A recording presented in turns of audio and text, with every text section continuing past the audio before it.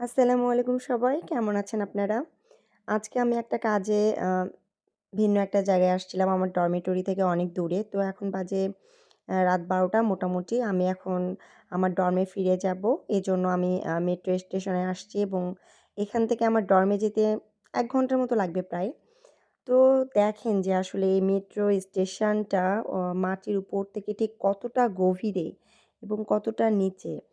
আমি অবাক হয়ে যাই যে এনারা মানে রাশিয়ানরা টেকনোলজিক্যালি কতটা অ্যাডভান্স এবং কতটা সুশৃঙ্খল আমাদের রেল স্টেশনগুলো বা আমাদের মেট্রো স্টেশনগুলো কতটা গ্যাঞ্জাম, কতটা হ্যাসেল পোহাইতে হয়।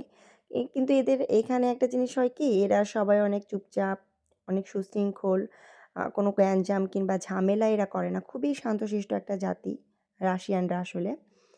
তো ওদের সাথে যদি আপনি থাকেন, যদি ১২-১৫ ঘন্টাও জার্নি করেন, ওদের মুখ থেকে কোনো সাউন্ড আপনি শুনতে পাবেন না।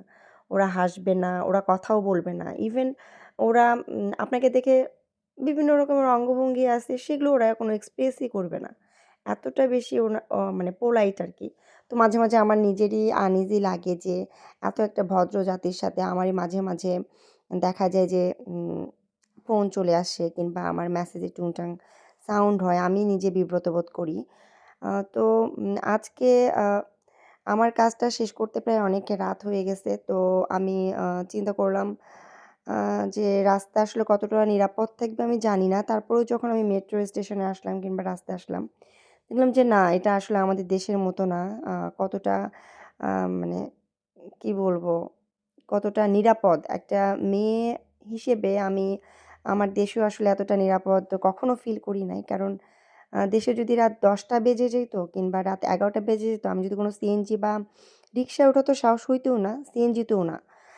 বাসে উঠতে মাঝে, মাঝে আমার ভয় লাগতো। দেখা যেত আমি আমার যারা পরিচিত আছে তাদেরকে আমার লোকেশন শেয়ার করতাম। কিন্তু এখানে এখন রাত প্রায় ১২টা ৩০ এর মতো বেজে গেছে। আমি মেট্রো থেকে বের হয়ে শপিং করছি কিছু। আমার কিছু গ্রসারি শপিং আ আ দরকার ছিল, সেগুলো আমি কমপ্লিট করছি। দেন আমি আসলে এই চারপাশের ভিউটা ভিডিও করছিলাম আর ভাবতেছিলাম যে কতটা সিকিউর এবং কতটা নিরাপত্তা এরা একটা মানুষকে দেয়, একটা হিউম্যান বিংকে এরা দিতে পারে।